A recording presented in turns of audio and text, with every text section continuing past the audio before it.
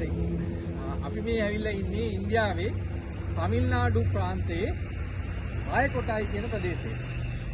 දැන් මේක දිහා බලද්දි පේනවා ලංකාවේ දකින්න නැති විදිහේ වැඩසටහනක් තමයි තියෙන්නේ. මේක මේ සුදු පාට නෙට් එකක් තියෙනවා. මේ උණ බම්බු තමයි මේ ගහලා තියෙන්නේ. එතකොට මේ සම්පූර්ණ ඒරියා එක ගත්තොත් අක්කර එකමාරක් විතර. එතකොට මේ අක්කර එකමාරක් උණ බම්බු වලින් මේක ගහලා සුදු පාට නෙට් එක දාලා හදලා තියෙනවා. So this is my friend Shivakumar.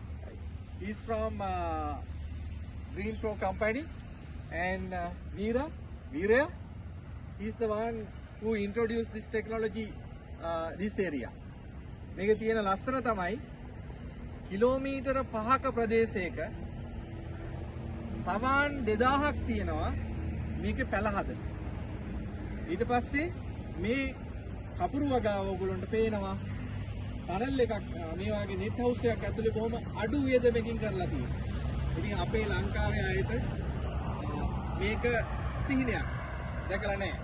ඉතින් අපි මේක කියන්නේ මෙයා ලංකාවට ආපු වෙලාවේ අපිට කිව්වා මේ වගේ තාක්ෂණයක් තියෙනවා කියලා. ඉතින් ඒක අපි බලන්න ආවේ. ඒකත් එක්ක මේකේ ගොඩක් කරුණු අපි අපේ නිලධාරි මහතුරුත් එක්ක ඔයගොල්ලන්ට කියලා දෙනවා. බොහොම ස්තුතියි. Thank you very much, Shiva. So take us here, Veera. Really very nice. Good job. Okay, my friend Sham. So we have seen a lot of greenhouse quality. You are doing excellent job for the greenhouse. Thank you very much. අපි unique power කම්පැනියෙන් මේ වැල්ලේ කරන වගාවට කල්පිටියේ මේ වැල්ලේ කරන වගාවට අලුත් තාක්ෂණයක් හඳුන්වා දෙමින් යනවා. ඉතින් මේකෙදී අපි කරන්නේ සුදු පාට නෙට් එකක් දාලා ඒ නෙට් එක යට වගාව කොහොමද කරන්න කියන එක බලනවා. දැන් ඕගොල්ලන්ට පේනවා මේ නෙට් එකකින් එළියේ තමයි මම ඉන්නේ. මේ වෙලාවේදී තද හිරු රශ්මියක් ඇවිල්ලා ඇඟට වදිනවා කියන එක තේරෙනවා. ඒ වගේම මේ පැල දිහා බලද්දී මේ පැල මේ තියෙන අවස්ථාවේදී තියෙන විදිහ සහ අපි නෙට් එක ඇතුළට ගියපුවාම ඒ පැල වල වර්ධනය කොහොමද කියන එක තමයි අපි බලන්න යන්නේ. ඉතින් ඒකෙදී වඩා වැදගත් වෙන්නේ ගොවි මහත්මයාගේ මේ දක්වා තියෙන අත්දැකීම මොකක්ද කියලා දකින්න එක. ඒකින්ද අපි මේ ගොවි මහත්මයා ගාවටයි මේ වැඩේ කරපු චතුරයි එකතු වෙලා ලහිරු මේක අපි බලමු. එතකොට ලහිරු මේක කවද්ද මේ දැම්මේ? මේක ඉන්ස්ටෝල් කරේ කවද්ද? දැන් මේක දාලා මාසයක් විතර. මාසයක්. එතකොට මාසයක් තමයි අපි මේකට නෙට් එක දාලා. එතකොට මාසයක් මේ නෙට් එකේ ඇතුලේ තියෙන වගාව සුදු පාට නෙට් එකේ යවන සහිතව හැදෙනවා. මේ කෑල්ල සාමාන්‍යයෙන් ඒ හිරු රශ්මියට වැස්සට සහිතව හැදෙනවා. ඉතින් දැන් මේ ගොවි මහත්තයත් ওই මාසයක් තිස්සේ මේක නිරීක්ෂණය කරනවා. ඔයා දකින්නවද මේ කෑල්ලේ පැලවල වර්ධනය වෙනස් කියලා ඉවර වෙලා මේ අනිත් කෑල්ලට වැඩි වෙනසක් තියෙනවා. මොකක්ද වෙනස? කොළ ගතිය වැඩි තියෙනවා. මල් ප්‍රමාණය වැඩි. ඔව්. මල් හැලෙන්නේ.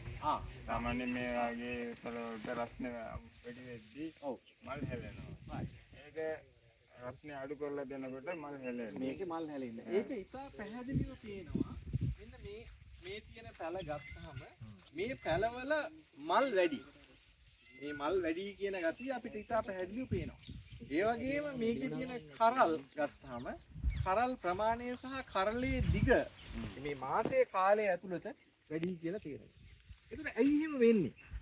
දැන් මම අවුවේ ඉඳලා මෙතෙන්ට ආවහම මගේ ඇඟට සිසිලක් තේරෙනවා. ඒ කියන්නේ මේකේ උෂ්ණත්වය අඩු කරලා තියෙනවා. ඒතර උෂ්ණත්වය අඩු කරපුවාම ප්‍රශස්ත උෂ්ණත්වයක් හැදෙනවා මේ ගහට හැදෙනවා. ඉතින් මෙන්න මේක තමයි මේ සුදු පාට නෙට් එක දාන එකේ තාක්ෂණය. ඉතින් අපි ඉන්දියාවට ගිය වෙලාවේදී අපි දැක්කා අක්කර දහස් ගාණක් මේ විදිහට මේ සුදු පාට නෙට් එක ඇතුලේ වගා කරලා තියෙනවා.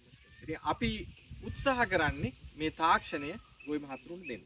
ඒ වගේම දැන් ඔබතුමාට තේරෙනවා මේක මාසෙන් දෙකෙන් මේ නෙට් එක නිකන් කැඩිලා යන්නේ නැහැ. මට නිකන් ඒක දැනෙනවනේ. හරි. හොඳ හයියයි. එතකොට මේක සාමාන්‍යයෙන් අවුරුදු 5ක් විතර වගේ තියාගන්න පුළුවන්. මේක වෙහි වතුරුත් ලීක් වෙන්නේ නැහැ. ලීක් වෙන්නේ නැහැ. ගොඩාක් වැටෙනවා තමයි ලීක් වෙන්නේ. ඔව්. සාමාන්‍යයෙන් ඒ මොනොත් වතුර ලීක් වෙන්නේ ලීක් නැහැ. වෙන්නෙත් නැහැ. ලීක් වෙන්නේ හොඳ හයිය net එක. ඒතර අන්න ඒ විදිහට මේ net එක හදලා තියෙන්නේ ඇයි? ඔයාට අවුරුදු 5ක් 6ක් යනකම් මේක පාවිච්චි කරන්න පුළුවන්. ඒතර මේක ආයෝජනයක්. මේ වෙනුවෙන් කරන ආයෝජනයක්. ඒ නිසා අපි යුනිපවර් සමාගම විදිහට උත්සාහ කරනවා මේ තාක්ෂණය පුළුවන් තරම් මේ කල්පිටිය ගොවීන්ට හඳුන්වා දෙන්න.